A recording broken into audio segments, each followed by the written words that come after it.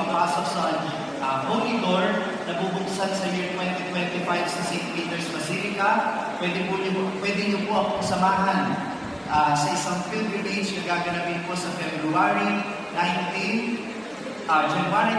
hanggang February 4. Sa mga detalye po ay pwede niyo po akong i-approach ng personal o kaya naman po pumunta po sa aking Facebook page, ang Sa Madaling Sabi ni Father Franz Dizon.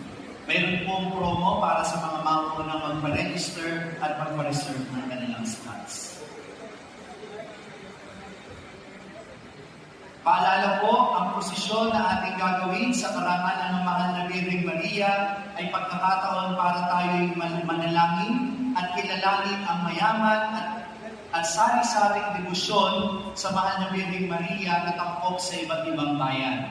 Ito ay pagkakataon para i-appreciate ang debosyon ng bawat isa.